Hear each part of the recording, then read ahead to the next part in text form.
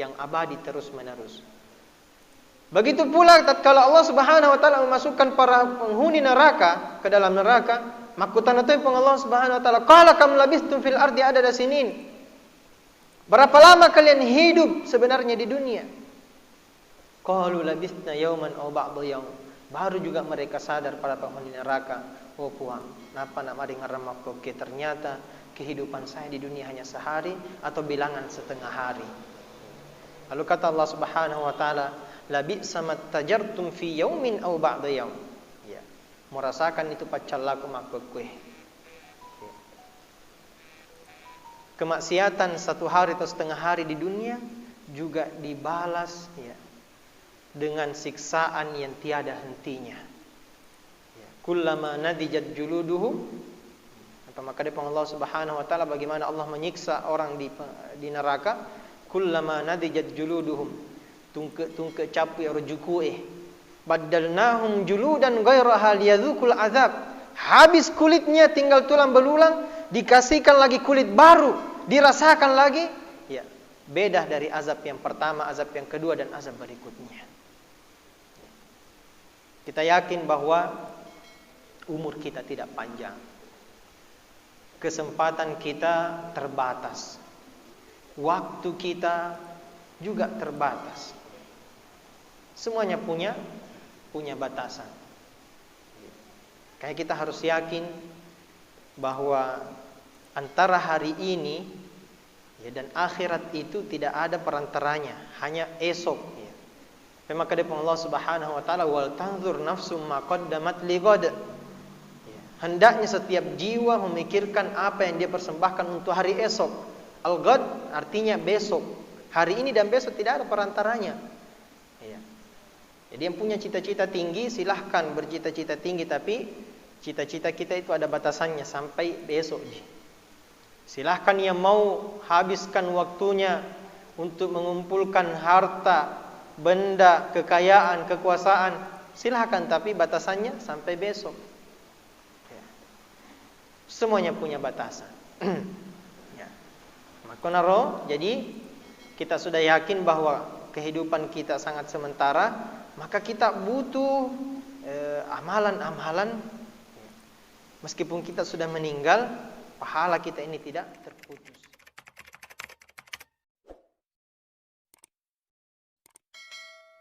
Pahala itu yang akan menjadi pendamping hidup kita. Pahala itu yang akan menjadi penerang kuburan-kuburan kita. Pahala itu yang akan nanti bersaksi menjadi pembela ketika kita melewati hari-hari pengadilan Allah Subhanahu wa taala. Ya, tapi kau mati nih, ya, berarti mati juga kesempatan untuk berbuat ya, kebaikan. Tetapi ada amalan-amalan meskipun orang sudah meninggal, tapi pahalanya terus mengalir. Nah, ini yang kita mau bahas. Napionna muqaddimah, baru pembukaan. Yang pertama, amalan-amalan yang mesti kita jaga supaya terus pahala kita ini mengalir. Maka kisah Nabi sallallahu alaihi wasallam dalam Sahih Bukhari, ya rawatunna Nabi hijrah, mendapatkan perintah hijrah dari Makkah ke Madinah ya. Monrojok Nabi ke Madinah selama kurang lebih 2 pekan sebelum dapat perintah untuk membangun Masjid Nabawi yang kita kenal sekarang di Madinah. Tatkala itu Rasulullah SAW sudah dapat wahyu ya, dapat perintah untuk membangun Masjid Nabawi, maka Rasulullah SAW perintah untana. Ya, unta itu yang memberikan arah, maka Nabi tadi mana unta saya berhenti, maka di situ insyaallah akan dibangun Masjid Nabawi. Ya. Ternyata ya rontan Nabi berhenti pas yolobolana sahabat Nabi Abu Ayyub Al-Ansari. Ya, Abu Ayyub Al-Ansari sahabat yang di Madinah, bermukim di Madinah. Dan tanah itu miliknya suku Bani Najjar. Tapi maka dia Nabi ta ya Bani Najjar. Siapa yang punya tanah ini? Wahai suku Bani Najjar. Thaminuni haitukum hadza. Wahai suku Bani Najjar, siaga kira-kira melo tabalukan ya tanata. Pada memang nama ko ke hargane. Pak, ya sebentar lagi kita insyaallah akan meletakkan batu pertama untuk membangun Masjid Nabawi. Tapamete Bani Najjar, kalla ya Rasulullah, bal natruku samanaha lillah. Ternyata Bani Najjar dia namilo balu itanana. Oh surana Nabi ta dia namilo balu itanaku ya.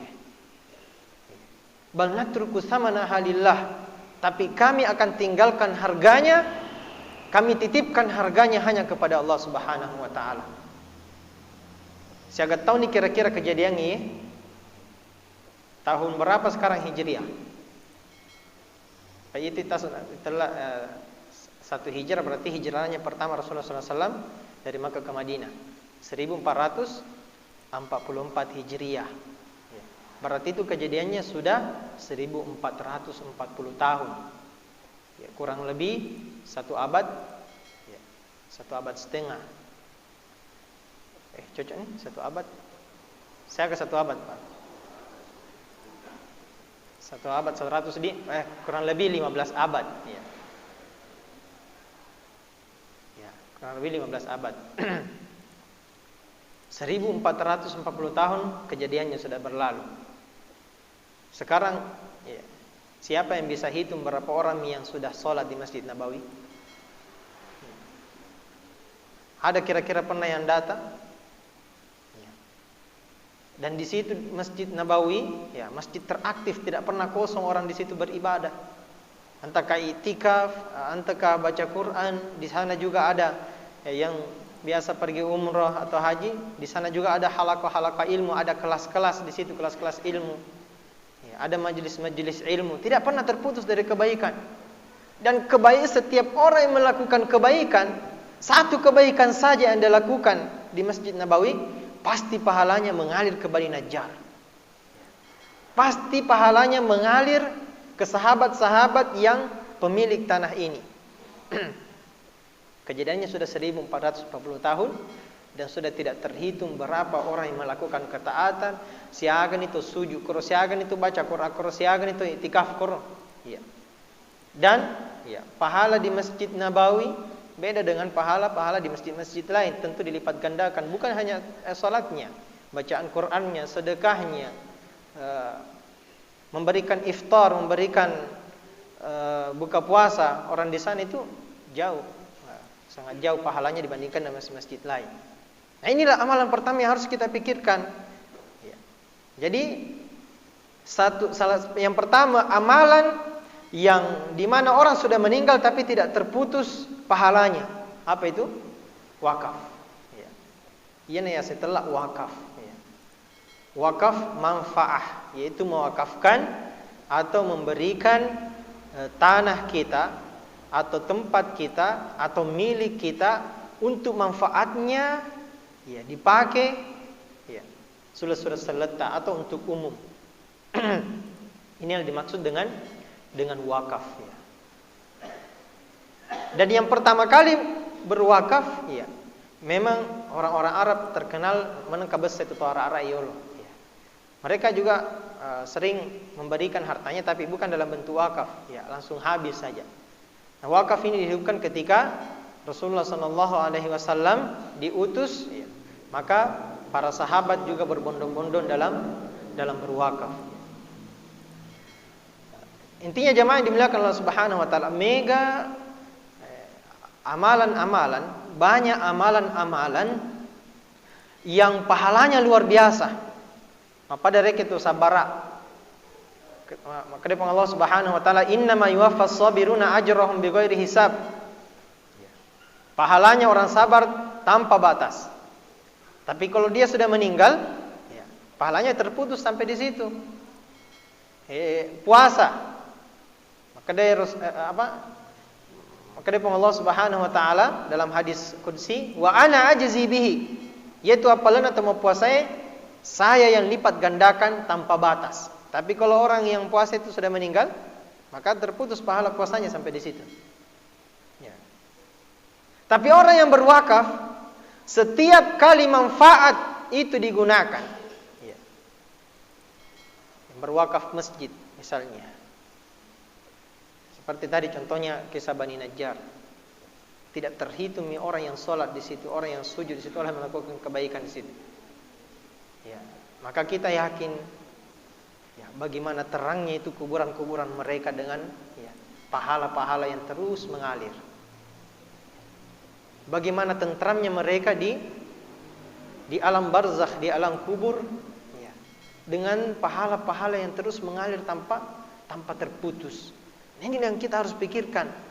Jadi amalan yang pertama mesti ini harus punya rencana semua adalah wakaf ya. Tapi aja nama kada, tataja yang leta jolok sogin apa odiki berwakaf tidak harus. Tidak harus kita punya juragan kayak juragan tanah dulu atau jadi orang miliarder dulu, tidak harus. Banyak contoh-contoh wakaf-wakaf kecil misalnya. Misalnya sendal. Aku tuh tak ko Jawa, saya sak ko masiji.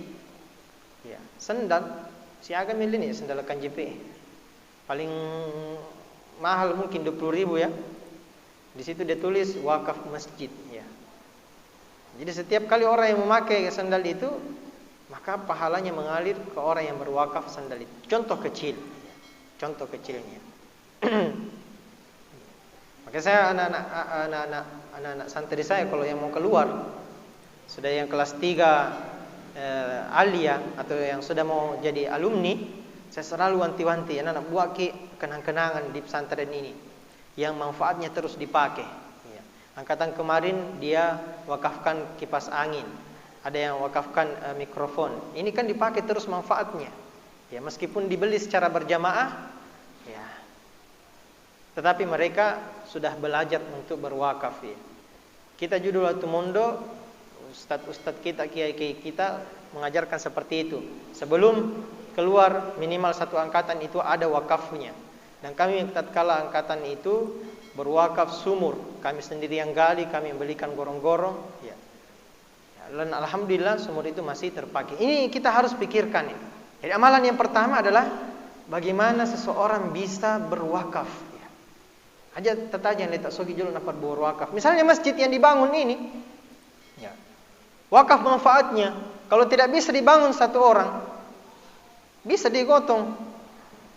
Ya pareke tanggungi tehelena. Ya pareke tanggungi semenna. Ya patanggungi kasihna dan lain-lain sebagainya. Maka itu sudah termasuk wakaf. Ya. Apatah lagi masjid kita selalu ramai. Ya. Pesantren misalnya, sekolah misalnya, rumah sakit. Maka pikirkan dari sekarang tabungan apa yang sudah kita persiapkan dalam bentuk wakaf yang akan menjadi transfer pahala kita sudah meninggal. Ya, saya katakan lagi jemaah yang dimuliakan Allah Subhanahu wa taala, puncullah di umur utai. Ya. Sangat singkat sekali waktu kita ini. Ya. Pikir kami dari sekarang. Banyak amalan-amalan yang dilipat gandakan pahalanya, tetapi salah satu amalan yang banyak diminati oleh para ulama, yang banyak dinasihati oleh para ulama, amalan yang banyak sekali dilakukan oleh ulama-ulama dan para sahabat-sahabat adalah wakaf. Maka dari sahabat Nabi Jabir bin Abdullah, "Ma min ashabi Rasulillah sallallahu alaihi wasallam dzu maqdiratin illa waqaf." Tidak ada di antara sahabat-sahabat Rasulullah sallallahu alaihi wasallam kalau dia mampu dia pasti berwakaf. Entah itu wakaf sumur bor, sumur tanah. Nah, kita mengambil contoh sahabat Tolha. Sahabat Tolha adalah sahabat yang termasuk paling kaya di kana min aksari ashabi Rasulullah sallallahu alaihi wasallam malan fil Madinah. Salah satu sahabat yang paling kaya sekali di Madinah. Ada kebunnya yang bernama Bayruha. Di mana Rasulullah SAW suka sekali singgah berteduh di situ, minum air sumurnya di situ. Tapi engkau di waktu Allah menurunkan satu ayat dalam surah Al-Imran ayat 92 di awal juz 4, lan tanalul birra hatta tunfiqu mimma tuhibbun. Kalian tidak akan masuk surga sebelum kalian menginfakkan apa yang kalian cintai. Ayat ini didengar oleh Talha. Langsung Talha datang kepada Rasulullah SAW. Ya Rasulullah, inna li bayruha. Maka kaya Rasulullah, waraparaku kami nang ucarin nai kebun saya yang bernama, kebun kurma saya yang bernama Bayruha. Ya. Kalau secara geografis dulu kebunnya Talha ini berada pas di depan pintu Masjid Nabawi. Ya. Tapi di zaman Khilafah Bani Umayyah itu dibongkar menjadi benteng. Ya. Talha datang kepada Rasulullah SAW. Ya Rasulullah, harta yang paling saya cintai sekarang kebun saya yang bernama Bayruha, dan ini yang paling termahal harta saya. Wa inni adakhiruha aj'aluha dhukhran lillahi ta'ala. Tapi maka dia Talha, ya Rasulullah, sekarang saya mau jadikan kebun saya ini sebagai tabungan, ya, bentuk wakaf. Tapi maka dia Nabi bakhin dzalika malun rabih, dzalika malun rabih. Maka dia Nabi luar biasa. Ini adalah perniagaan yang tidak akan pernah habis keuntungannya. 2 kali Rasulullah SAW ulangi, ini adalah perniagaan yang tidak akan pernah habis keuntungannya. Ini memang dimasuk untun terus. Lalu Rasulullah SAW menganjurkan kepada Talha, kalau begitu, ya silahkan bagikan kepada kerabat-kerabat, bagikan kepada orang yang tidak mampu, jadikan manfaat-manfaatnya, hasilnya kepada orang-orang yang tidak mampu. Sahabat, itu sahabat Nabi, tak engkau jaminan aku kurangi. Ya, salah satunya dalam surah Al-Bayyinah, radhiyallahu anhum wa radu'an. Allah mengabarkan kepada Rasulullah, sahabat-sahabat, laqad radhiyallahu. Ya. Sungguh Allah ridho kepada mereka. Siapa mereka? Yang berjuang bersama Rasulullah SAW, sahabat kaum Muhajirin dan Ansar. Radhiyallahu anhum wa radu'an. Angkana jaminan aku kurangi, angkana sertifikatnya. Dia sudah diridhoi oleh Allah Subhanahu wa taala. Dan mereka pun ridho kepada Allah Subhanahu wa taala. Orang yang dicintai oleh Allah Subhanahu wa taala, apakah pantas mendapatkan azab siksaan? Tentu tidak pantas, ya. Semua mereka para sahabat, ya, semua diridhoi oleh Allah Subhanahu wa taala. Tapi masih memilih salah satu amalan, ya, yang sangat, ya, menguntungkan, yaitu adalah wakaf sebagai alternatif, ya, umur yang terbatas tetapi pahala mereka tanpa batas, ya. Umar juga radhiyallahu anhu. Umar khalifah kedua setelah Rasulullah SAW meninggal. Yang di waktu hayatnya Rasulullah maka dia wa Umarun fil jannah. Angka 10 sahabat Nabi ta mubasysyirina bil jannah. Ya, diberikan berita gembira oleh Rasulullah SAW bahwa mereka pasti di surga. Karena Nabi ta wa Umarun fil jannah. Umar juga pasti di surga. Tapi Umar ternyata masih berwakaf. Umar punya bahagian, Umar bin Khattab radhiyallahu anhu. Angka bahagiannya ketika selesai perang Khaybar, dia punya bahagian tanah, ya. Diwaratkan oleh anaknya sendiri Abdullah bin Umar, ya. Kana abi ardan fi Khaybar. Dulu bapak saya punya tanah di Khaybar dan tidak ada lagi hartanya yang lebih berharga dari itu. Tapi dia datang meminta pendapat kepada Rasulullah SAW. Ya Rasulullah, agak kira-kira menggaukan ya tanahku ya. Maka Nabi ta insyita habasta aslaha, ya, wa tasaddaqta biha. Kalau kau mau, ya, tinggalkan tanah ini dan manfaatnya untuk orang lain, tapi pahalanya terus mengalir kepadamu. Jadi akhirnya tanah itu tidak dijual, tapi diwakafkan. Manfaat-manfaatnya, hasil-hasilnya dibagikan kepada kaum muslimin, juga masuk ke Baitul Mal. Semua para sahabat, bahkan Imam Syafi'i meriwayatkan bahwa setidaknya ada 80 sahabat Rasulullah SAW, semuanya mereka berwakaf ya. Bermacam-macam wakafnya, ada yang wakaf tanah, wakaf dan lain-lain sebagainya.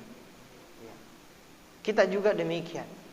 Kita yang belum ada jaminan dari Rasulullah SAW atau dari Al-Quran, ya, maka hendaknya kita juga meneladani sahabat-sahabat, ya, meneladani orang-orang pendahulu-pendahulu kita, yaitu bagaimana kita bisa meniatkan dari sekarang untuk berwakaf ya. Wakaf apapun itu, selama kebaikan itu dipakai. Kalau kita mampu hanya tempat sampah misalnya di masjid ya, tempat sampah paten di depan masjid ya, buat kita tempat sampah paten karena dana kita terbatas. Kalau itu dipakai terus ya, demi menjaga ketertiban lingkungan, kebersihan ya, maka insyaallah pahala kita mengalir. Kalau kita hanya mampu membeli gayung misalnya di sini timba ya, biasa saya sama si Jim melon ke si teman marwaina digaga nun nasiro digaga pantenna ya. Usahakan kita ada wakaf sebelum kita meninggalkan dunia. Itu yang pertama. Yang kedua, maka dia Nabi ta idza mata banu Adam yakumatini ana uppuna Adam in qata'a anhu amaluhu ya. Terputus pahalanya illa min salas, kecuali ya, masih diberikan 3 kesempatan. Yang pertama sedekahun jariyah. Agak sedekah jariyah, para ulama menafsirkan yang sedekah jariyah yang itu yang kita jelaskan itu adalah wakaf. Yang kedua, au ilmun yuntafa'u bihi, ilmu yang bermanfaat. Tapi kalau maka ada sikit ustaz tanya kak saya, ya ustaz sih dia kapan boleh makber ilmu yang bermanfaat? Angkanya sama kukui HP. Dia kata mulai share rasanya satu ayat, satu hadis, satu kebaikan, atau channel-channel ceramah yang bagus. Daripada menerbang HP status-status tidak jelas. Ya, mau melok manre na foto na silip alin na panapasa ko statusnya. Ya. Alangkah baiknya media juga kita manfaatkan. Ya. Jadi tidak ada alasan. Saya bukan ustadz, tapi jari jemari saya masih sanggup untuk menyebarkan ceramah-ceramahnya ustadz. Maka kita bahagian daripada ilmu yang bermanfaat. Ya. Sebarkan kebaikan. Ya. Apalagi kalau kita men-save misalnya 300 orang di kontak ini, kemudian 300 orang yang baca, insya Allah mungkin salah satu dari mereka ada yang mendapatkan hidayah lewat kita men-sharing. Maka Nabi telah yahdiyallahu bika rajulan wahidan khairul laka min humurin nu'am. Satu orang yang mendapatkan hidayah ya, karena lewat perantara kita, maka itu jauh lebih baik daripada ya, unta yang kemerah-merahan ya, lebih baik daripada Alphard, lebih baik daripada Mercy, lebih baik daripada ya, kendaraan-kendaraan yang sangat mahal di dunia ini. Ilmu yang bermanfaat. Tanya kayak ustaz, kita misalnya punya percetakan, kita bisa hidupkan media. Kita bukan ustaz, tapi kita fasilitasi ustaz untuk menyebarkan dakwahnya lewat channel kita, lewat media kita, atau lewat kita mencetak buku-bukunya. Maka itu adalah bahagian daripada ilmu yuntafa'u bihi, ilmu yang bermanfaat. Imam Bukhari namanya masih harum, padahal sudah meninggal ya, beberapa ratus tahun yang lalu. Imam Muslim, Imam Bukhari dan Muslim yang kata para ulama ashahul kutubi ba'da kitabillah, buku yang paling benar setelah Al-Quran, Sahih Bukhari dan Muslim. Ya, nama-namanya masih disanjung sampai sekarang. Imam Syafi'i, Imam Ahmad, Imam An-Nawawi, namanya masih harum sampai sekarang. Padahal sudah meninggal ratusan tahun yang lalu, tapi meninggalkan kepada kita ilmun yuntafa'u bihi. Ya, kita yakin bahwa di kuburan-kuburan para ulama kita sekarang diterangi oleh Allah Subhanahu wa taala. Ya, betapa banyak orang yang mengenal sunnah lewat buku-buku mereka.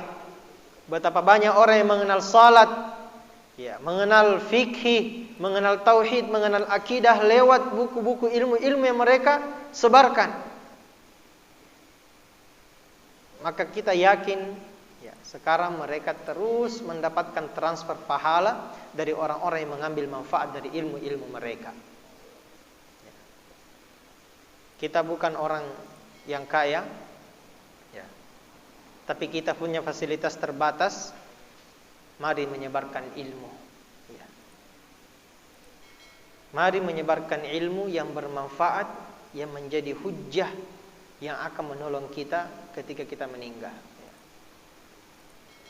Dan yang terakhir, kata Rasulullah sallallahu alaihi wasallam, awaladun salihin yad'ulah.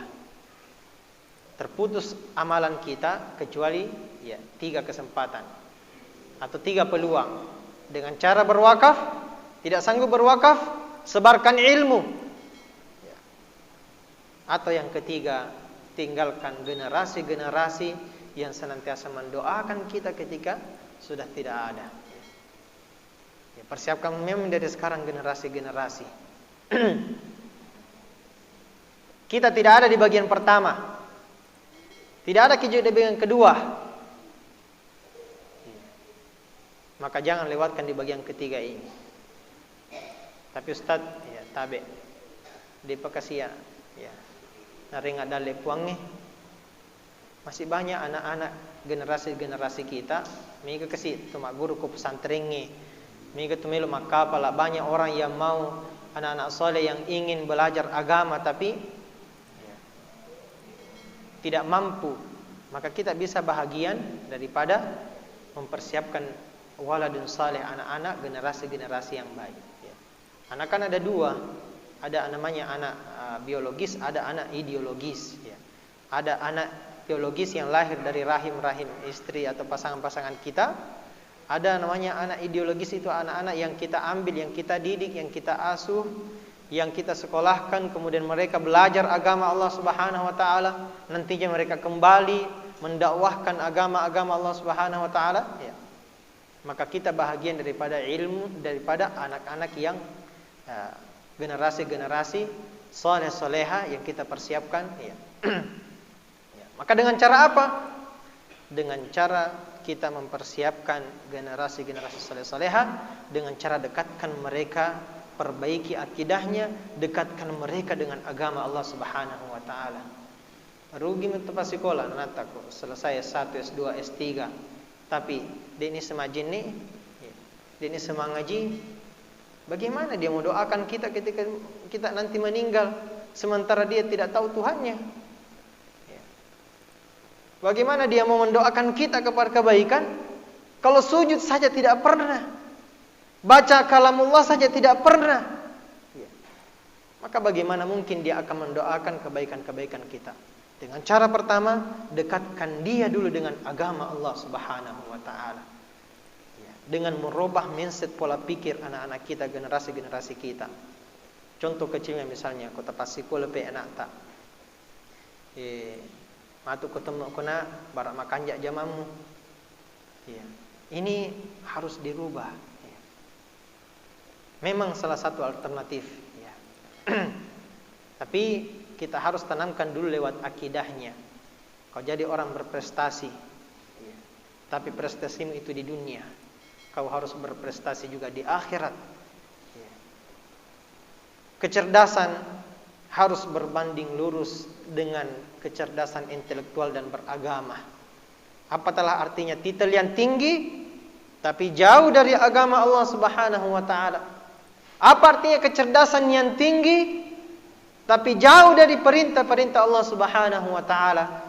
Maka jangan tunggu generasi-generasi yang soleh-soleh kalau seperti ini, kalau jauh dari agama, jauh dari akidah.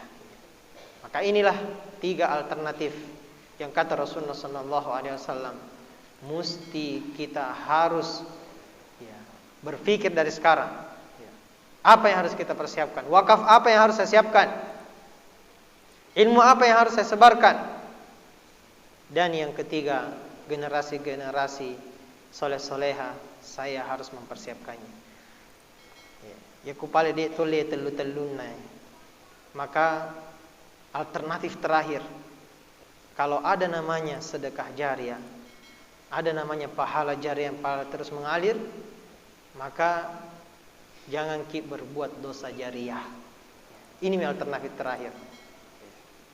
Kalau kita tidak bisa meninggalkan pahala jariah, minimal jangan tinggalkan dosa jariah. Agak dosa jariah, ada orang sudah meninggal tetapi dosanya terus juga mengalir. Semasa hidupnya dia bangun tempat pelacuran misalnya, dia bangun tempat yang melalaikan, yang jauh dari agama Allah Subhanahu wa taala. Sebelum dia meninggal, dan pas meninggal ternyata tempat itu masih berkembang terus, maka dia telah meninggalkan dosa jariah. Tidak bisa meninggalkan pahala jariah, jangan tinggalkan dosa jariah untuk kita sendiri. Inilah jemaah yang dimuliakan Allah Subhanahu wa taala. Magi-magi pada mapikir kimani. Cinampala demi tak kulinoi. Cedela demi kesempatan tak. Nah, kita ini jazaa'an bima kanu ya'malun, maka depan Allah Subhanahu wa taala semua akan dibalas sesuai dengan apa yang mereka lakukan. Sampai itu manyaman naruntu toy ko suruga nasaba karena bagus juga makan jatuh ampe nakolino. Sampai itu naruntu tepat calla Quran arkana pang Allah Subhanahu wa taala nasaba makan majatu ampe nakedekuna akolino. Dan kita, kehidupan kita di dunia ini jemaah yang dimuliakan Allah Subhanahu wa taala adalah penentu kehidupan kita di akhirat kelak nanti. In ahsantum ahsantum li anfusikum. Kada pang Allah Subhanahu wa taala yaku makapakan jaki memang ni ampe mo kolinoe. Ahsantum li anfusikum. Insyaallah kalian sudah berbuat baik untuk kalian di akhirat. Wa in asatum falaha. Begitu pula kebalikannya. Kalau buruk yang kita perlakukan untuk diri kita di dunia ini, maka balasannya juga kita berlaku buruk pada diri kita di akhirat kelak kemudian nanti. Maka kita berlindung kepada Allah Subhanahu wa taala. Semoga sebelum kita meninggal, Allah sempatkan kita meninggalkan banyak kebaikan. Sebelum kita meninggalkan dunia ini, Allahumma ja'alna lisana sidqin fil akhirin. Kita berdoa seperti doanya Nabi Ibrahim alaihissalam. Agar pada doa Nabi Ibrahim, Allahumma ja'alli lisana sidqin fil akhirin, ya Allah, jadikan nama-nama saya harum ketika saya sudah meninggal. Nama saya disebut-sebut terus ketika saya sudah meninggal. Kita setiap hari menyebutkan nama Nabi Ibrahim alaihissalam dalam salat kita ketika salat. Allahumma salli ala Muhammad wa ala ali Muhammad kama sallaita ala Ibrahim wa ala ali Ibrahim. Maka kita harus juga berdoa, ya Allah, tinggalkan saya jejak kebaikan sebelum saya meninggalkan dunia ini. Demikian jemaah yang dimuliakan Allah Subhanahu wa taala. Allahumma ja'alna mimman yastami'una al-qawla fayattabi'una ahsana. Wa akhir da'wana alhamdulillahirabbil alamin. Wallahu a'lam bissawab. Assalamualaikum warahmatullahi wabarakatuh.